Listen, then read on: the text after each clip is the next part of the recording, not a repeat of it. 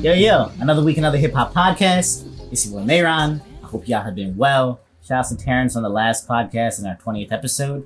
You guys have already heard that by now, but really just want to thank him for coming in. We really good dude. Can't wait to have him back. And we can't wait to have him back. We got a lot of stuff in store for you guys coming up that we're really excited about. Today, as always, I'm here with the wonderful, the illustrious. Hey, it's me. It's Bria. Doing all right? Killer Kung Fu. Yeah, I'm hot as fuck, man. I'm not having a good time. I'm gonna be honest with you guys. I'm not having fun. But it's cool, you know, protective style queen all summer long. Killer Kung Fu Rapunzel style. Yeah. So bring it on, Mother Nature. Just chill out a little bit.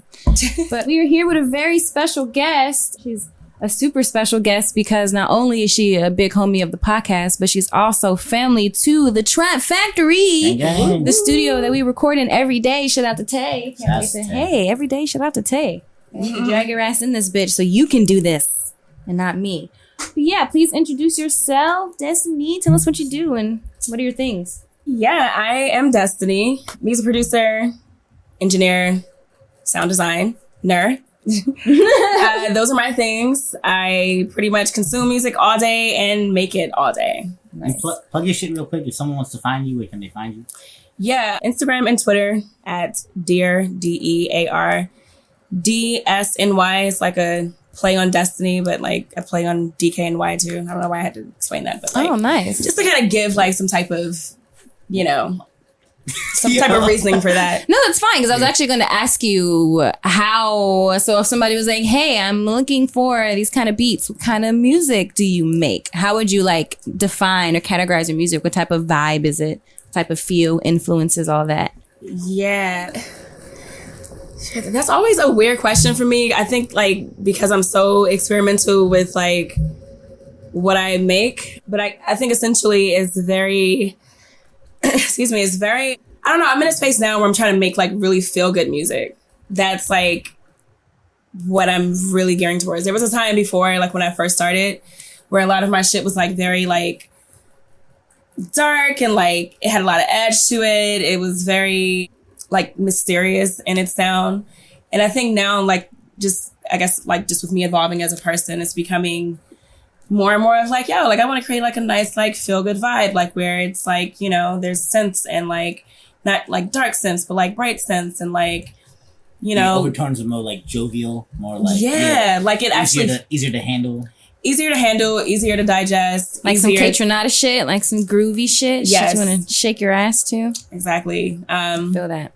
I mean, still like, you know, very much dabbling with like the trap sound and like, the dance sound. My thing is just like trying to take everything that I listen to and make it into like regurgitate it like as Destiny. And it's going to be like a lot of like trap influence, like drums and like, you know, still like a lot of dancey things too, depending on like the track. I feel like even if no one's ever heard your beats, the fact that you said regurgitate it into Destiny should tell them all they need to know, right? Like every single sentence with your name is so incredibly powerful. I feel like you have to be very careful when throwing it around, right? You have to be like extremely careful when like being like, yeah, I am Destiny. Nice to meet you. Yeah. Like that's a huge weight. I feel like almost, right? Like to have that name. Low key, I mean, it's always weird because people always try to like have their like play on it and like throw out like very like, you know, corny lines and shit like that. Are you my destiny? Yeah, or it's like, it must be my destiny to meet you and all these like weird things. It's like actually cute, but it's like, right, like, you don't understand how much of a broken record that is. Like, right.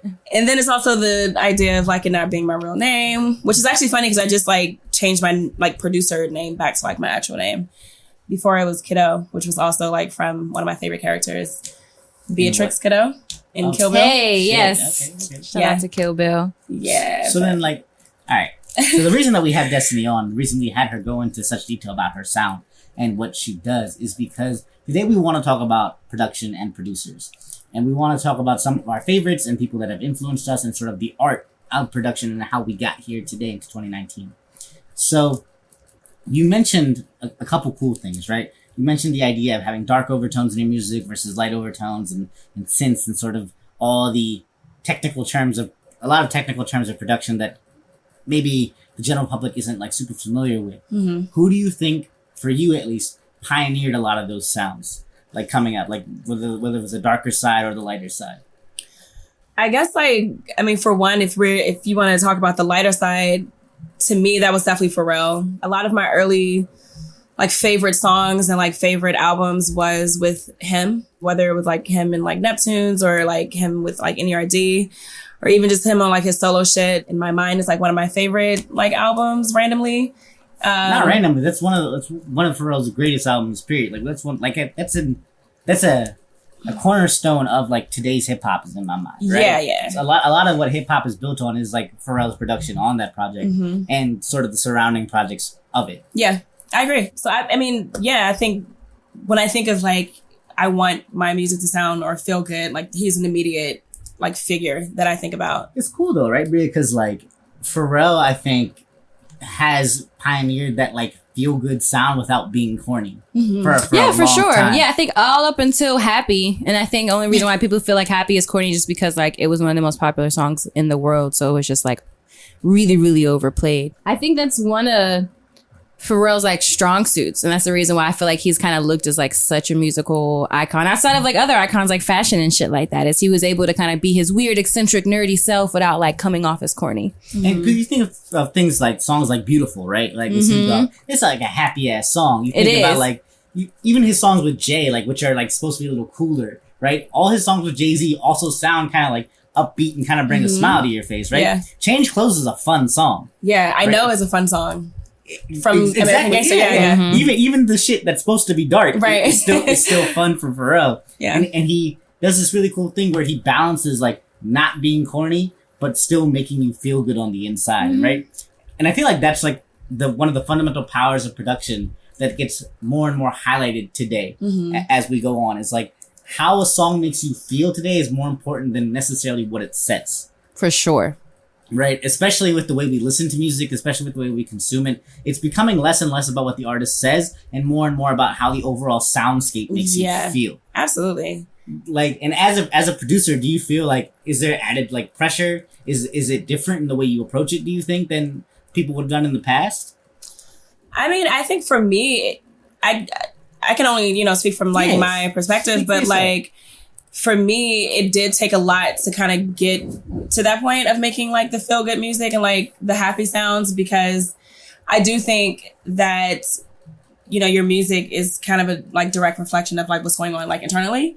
And so like I was, trying to figure out like, like why is all my music like this like sad girl shit? And it's like, oh, probably because you're like a sad girl. And then like the moment like I started like kind of feeling like good about myself, honestly, like just feeling better, my music started like getting better and feeling better. And then with me like kind of feeling that, I was more in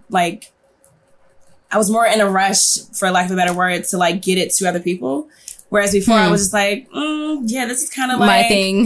This is just me. Like, this is like my release. Like, cause I know that this is like what I'm dealing with. And like, I don't necessarily, I know it's good technically. Like, I know it sounds good and it may like even like, feel some type of way to some people where it's not like where it doesn't necessarily feel good, but it's like, I can vibe with it. But you vibe with it, right? Yeah. You understand it. You understand it, exactly. So I want to talk more about your transition, especially as far as influence from like your sad boy shit to your happy girl shit. Yeah. So like starting off on your like sad boy shit, it's like I want to say sad boy and hot girl, but I don't feel like that doesn't really fit. But I think that fits perfectly. Actually. Okay, well, starting from your like sad boy shit, what producers do you think really like influenced that sound, and talk about kind of how it progressed, like the happier you got? Did you abandon some artists or just like pick up more? You know what I mean? I probably did abandon some artists for sure, and definitely picked up more. Who'd you abandon? That's always interesting. During this time, like when I was making the sad girl shit, the sad boy shit, I was definitely like really into like Portishead, like super, super strong into them. And I still have mad love for Portishead. Like it would never not be a thing. And I mean, one of the reasons why I went into them is because like my older brother is like, he put me onto them, and he's like 10 years older than me. So I was like, all right, cool. And then when I found out that like Portishead was like one of Kanye's like, inspirations, I was like, I gotta go to Portishead because Kanye is like why I make music. But when I started realizing what it was doing to me as a person, I had to like really weigh it and like, kind of look at it like, yeah, like this is my art. But at the same time, like I really fuck with myself more than like I fuck with my art. And then Like, damn, there's like 4 points you just made that we need to talk about, right? I know. On the one hand, it's like, wow, Portishead into Kanye, that musical lineage, I think, like, blows a lot of people's minds, especially if you didn't know. And, like, Kanye's influence on production and sort of his transition from, like, what I would argue, happier shit to sadder shit. Yeah. And back to, like, somewhat happier shit now that... churchy. He gives a fuck shit more so. More so. Is crazy to think about in terms of production. But also, the other point that you made that I want to get into is sort of how music is a collaborative process. And sometimes you want to keep shit to yourself, and sometimes you want to, like, give it to others and sort of have them put their shit on it as well. And that selection process, particularly for producers, is so interesting, right? Because as a rapper, it's not straightforward, but it's like, hey, I'm going to tell you how I feel.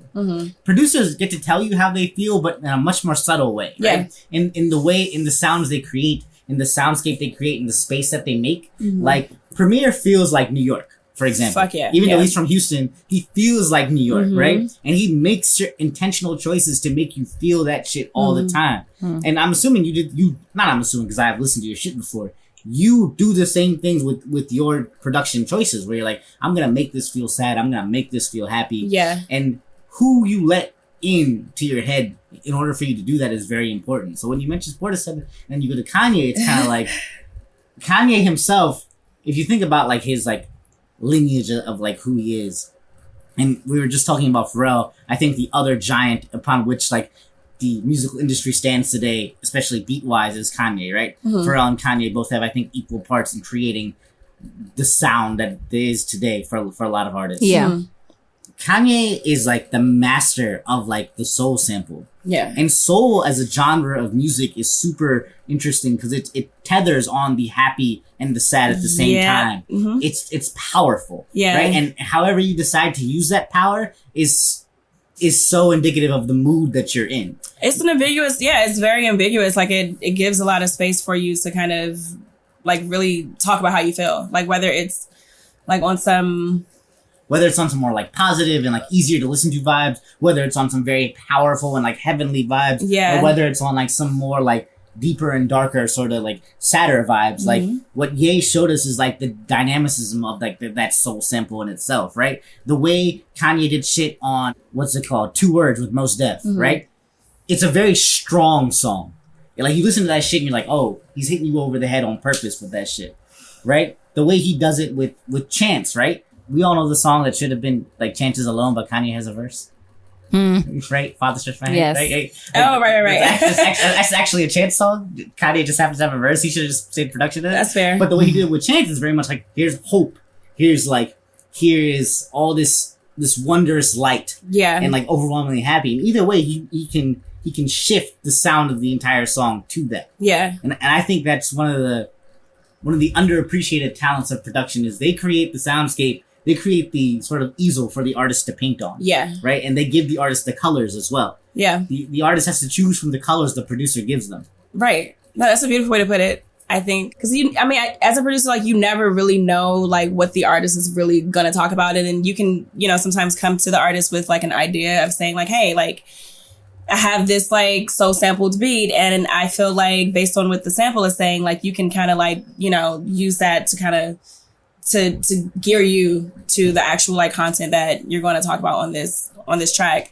But then there's other times where like you just give the artist the beat and allow them to feel it. Do something with it. Do something with it. Like do what you really feel with it. And it works out. Like sometimes. But yeah, it works out. Like, so. Well, that's the thing about production though, right? Is there's so many different ways to do it, and the term producer is so ambiguous and so large, right?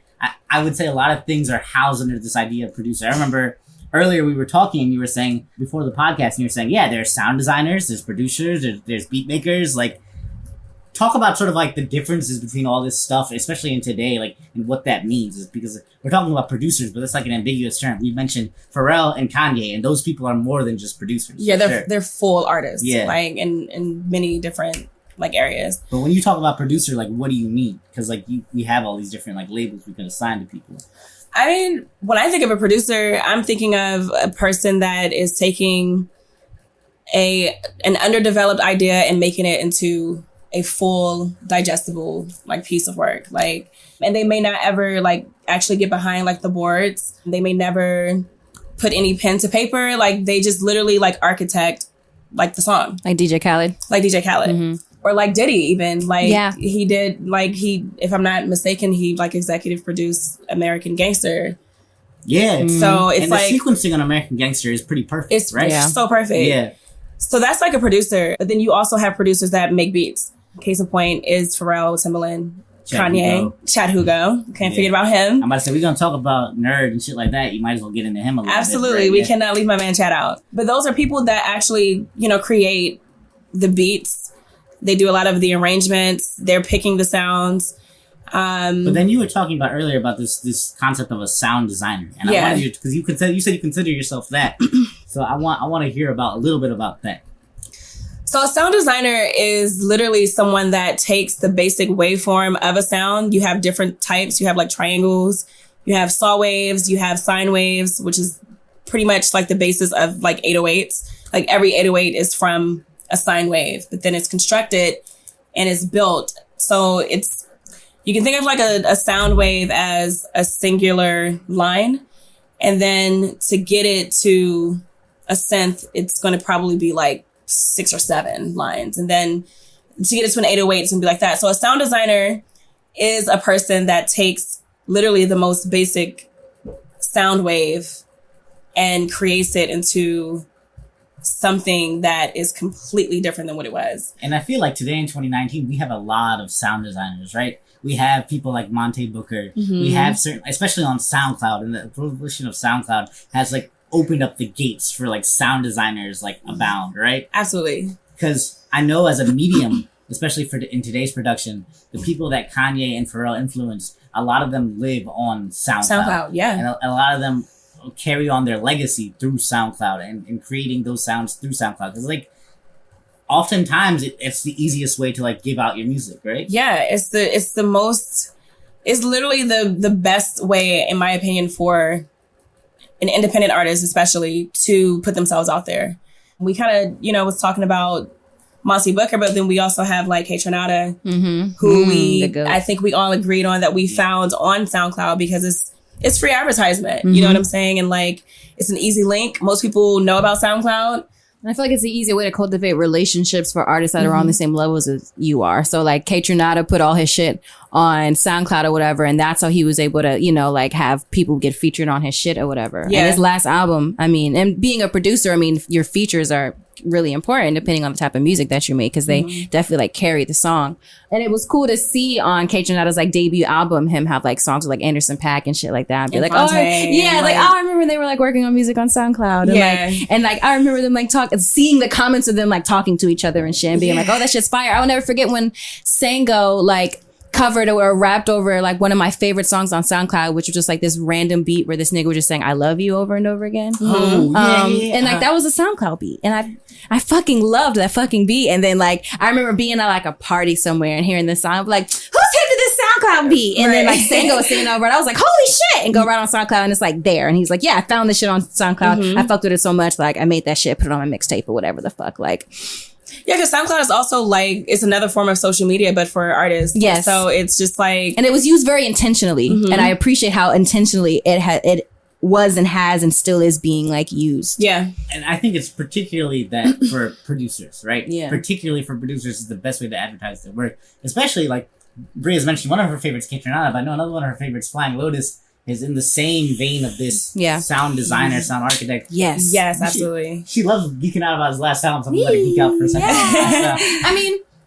Especially talk about his production style. Yeah, I feel like it's out of this world. I think that's why I understand what Destiny meant as far as like the differences between like a sound designer versus like all the other labels that can fall under the producer umbrella, mainly because of the way I think what's important also is like the how the artist makes the music, kind of like how Destiny explained, but also like what the artist makes music for. And one of the reasons why I've always fucked with Flying Lotus so hard is because like his music sounded so intentionally like it was created to like score a film, which is like why I think the importance of like sounds and stuff like that, and not just like instruments and stuff like that, but like really like in the background layered like hums and hisses and stuff like that, and that adds to like the cinematography or whatever that you like visualize while listening to Flying Lotus. Lotus. And I mean, that's definitely what Flying Lotus sound is. It's a lot of instrumentation. It sometimes can get really, really, really heavy. But if you know anything about Flying Lotus's background, like what his grandfather or uncle or something is like a famous jazz musician. Mm-hmm.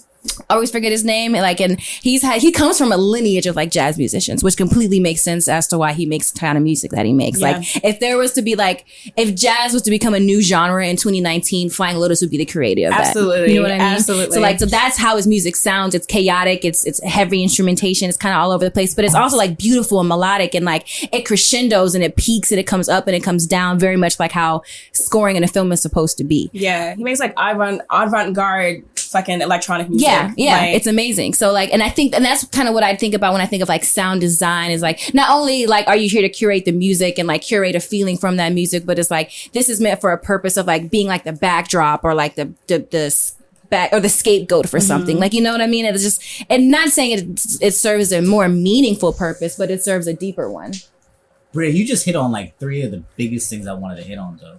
The difference, you said something. I'm sorry. I'm like geeking out over what you said. Because like what you said is essentially like, yo, the reason that this is a sound designer and this is a producer is one is more intentionality than the other. Mm-hmm. Mm-hmm. Like a producer makes, in the traditional sense that a lot of people think of it, producers make shit to be rapped on. Right? They make shit like, all right, here's a beat. You can rap on it. I'm out. Whatever it takes. People like Flying Lotus, people like Kaytranada, they have intentionality for what they're making, and they have a structure and an idea of the sound they want out. Mm-hmm. The other thing that you hit on is like this idea as these producers, these sound designers, as new jazz musicians, because that's what they are. Yes. Right? There's 100% what they are. Like, this is the new era of jazz, is this production, right? I understand there's a lot of jazz purists who be like, no, this isn't jazz at all. But I'm like, but if you take the spirit of what jazz is, the spirit of innovation, the idea of using sounds to sort of give you moods and sort of create an ambiance, right? Because when you walk into a jazz bar, one of the big things that the jazz musician is doing is creating the ambiance of that bar, right? The jazz musician creates the landscape for the space. And that is what Kaytranada and Flying Lotus do at a very fundamental level. Yes. You put that shit on in your house is different now. Yes. You've changed your settings. Yes. Like, you've gone somewhere else. You've gone wherever they wanted to take you. And those two things are what I think the new era of production offers more than any other era that we've ever thought of, right? It's much more of a, here's your beat, rap over it. Here's your canvas painted. It's much more, here are the colors you'll choose. Here's the canvas you'll paint it on, and I'm gonna choose the size, right? And I'm gonna figure out where you can fit in and what you can fit in into my piece of work. Right. It's almost more collaborative now than it has ever been, because it's much more of an even split than it was. Yeah, and I think also producers are bringing artists into their world versus like meeting them in theirs. Yes. Like, it's more like a, like, come here, like, you're in my space now. Like, obviously, like we're mentioning, like Kaytranada. And like, that's why the whole DJ Mustard story was so important, is because it's artists like that are like making the producer their own artist, to where like they respect them more. And that's honestly what it comes down to. You know, before it was just like, yeah, give me beats, nigga. You know what I'm saying? Yeah, exactly. Like, even Kanye was treated as just the beat nigga. You know what I mean? He was Jay-Z's beat nigga. You know what I'm saying? And now he is Kanye the artist. And that has a lot to do with, because of the way that we have changed our view on producers and like how that means as far as like them being their own individual artists. Yeah. But I think Kanye was probably, at least in my opinion too, like, he was one of the first like one of the first producers in hip hop, I would say, that like really brought like himself to the artist. Like, he's the one that was, because he also did that with like Scarface. Like, he brought like him to Scarface, like versus like him kind of like, you know, sort of fitting around Scarface. Being picked, right? He chose Scarface as opposed to Scarface just choosing him. Yeah. And I think that's the difference, is the force of personality the producer has come to bear, a large part because of Kanye and because of his own force of personality, and him showing up, be like, no, I need respect. I made 4 beats a day for 3 summers. You better put some respect on my name, right? Yeah. Right? So before, it's like producers were much more silent. They weren't given as much credit. They were respected within the musical circles for sure. Right. But they weren't respected by the general fans. Yeah, they weren't seen. Like, they weren't like an actual figure. They were just on paper and like on wax, you know, per se. Like, they weren't a personality. And this is not to take away from what producers of the past have done. Like, my favorite producer of all time is DJ Premier. right? And like nothing can take away from the shit that he made with Nas. Nothing can take away from the amazingness of stuff that he's done. But I think what he did is he laid the foundation for other producers to come forward and do even more. Yeah. And to go even further. Yeah, and Dilla did the same thing. Yeah, rest in peace to Dilla. Like we can't talk about this without talking about Dilla. The fucking goat. And before we go, like let's talk a little bit about Dilla and sort of because Dilla, I think, is a lot of what Kanye is built on, right? Like, for sure. And absolutely. And Dilla is a lot of what the modern idea of like being a lot of what the modern idea of SoundCloud is built on as well, right? A lot of that is like vibes and shit, the lo-fi shit. A lot of the intentionality shit comes from this idea of donuts and this legendary producer. Yeah. I mean, one of the first producers that I remember not needing to have an artist or a rapper over his beats. It was good standalone, like quality material. Amen. Yes. Like it just, you didn't really need words to kind of like paint the picture of it. Like the sounds just really did it. And I mean, some of our favorites that we just mentioned, like even I keep going back to K-Tronada because he is one of my favorite like artists too, or producers too. And even though a lot of his like world is like rooted in like dance, J Dilla is clearly a huge like influence in K-Tronada. And he, you know, not just with the recent artists or the recent producers today, but he's also like, again, like he birthed Kanye. Like he gave birth to that man. I don't think you get Anderson .Paak without J Dilla. Right. Right? I don't think you have that kind of knowledge. Sound, and that kind of knowledge there without it. And there is a connection. Or knowledge the producer. Oh, him too. Yeah. Oh, yes. Yeah. Huge fan of that. You don't get that project without J Dilla. Without Dilla, that's for sure. But I think for today, let's wrap it up here. This is part 1 of a series about producers and sort of their place in hip hop. So thank you very much, Destiny, for being on. We're going to probably have you back soon. I hope so. This was fun. Yeah, this is sort of to set the stage for y'all. Comment with your favorite producers and ideas about production in 2019. Bri, you got anything to say, people? No, that's really it. No, yeah, that's it for now. I wanted to ask everyone who is a favorite producer of theirs, either outside of the hip hop genre or just somebody that's like pretty not very well known in like the producers or in the hip hop genre, I should say. Like outside of hip hop, mine would probably be like Bad Bad Not Good. Okay. They're one of my favorite like group of producers, however the hell they label themselves. Band. Yeah. But what about yours? I have to think about that. You got one? I do. Mind Design. He's a really, really, really, really dope producer. That inspired me. Yeah. Lapalux also and Shlomo. Niggas don't be giving Shlomo his love. They don't give him his flowers. Oh my God. That can be a whole nother episode. But Lapalux also, if you want fucking fire visuals, I want to say I did mention Lapalux very, very briefly in the music video episode because Lapalux, again, he's a producer. So there isn't much dialogue or lyrics at all with his music. And so it's just like all of his music videos are short films because it's just his music and beautiful visuals. So go and watch all of Lapalux's videos. Start with Without You. And like, yeah, niggas need to put more respect on Shlomo's name because Shlomo has given you great projects from a lot of like well-known artists. Jeremiah's the first person that comes to mind. Yeah. And if you're in the area, hit up Destiny. She makes beats. She does a lot of other shit too. Yeah, plug your things again. And you can also come visit her at Trap Factory. Yeah, come see me. Come see me at the Trap Factory. I need more amazing people in my life to work with, and I want to make some like really cool shit. So. If somebody wants like a sample of what the fuck you do, where should they go? Again, like you can find me literally all of my shit's connected. All of my shit is connected. IG, Twitter, SoundCloud is Dear Destiny. I'll spell it out for you because it's a little weird, but like it's at DEARDSNY. Yeah. Hit it for 11. Hit me up. And you can peep her music and all the other engineers that work for us here at the Trap Factory on the website. So that's a great way to find our podcast episodes if you can't find them, and to find other engineers and to preview all of Destiny's music. So if you can't spell, you're not very good at that, just Google Trap Factory and we'll help you out. Or if you go to our Twitter page, she's on there too. Yeah, another hip hop podcast. Join our chats. Yeah, Destiny's actually very vocal on the Twitter. She always joins in our conversations. So, you know, if you want to slide in the DMs that way, that's how you do it. Okay, thanks. Bye, guys. Wait, when does it come back in? Hey, guys. Bria, the curator here. Thank you for listening. Just wanted to let you guys know that we're officially on Apple, the whole podcasting thing. So click that button, follow, subscribe. We're also on SoundCloud and Spotify. So follow us on all the things. It'll be worth it. Thanks.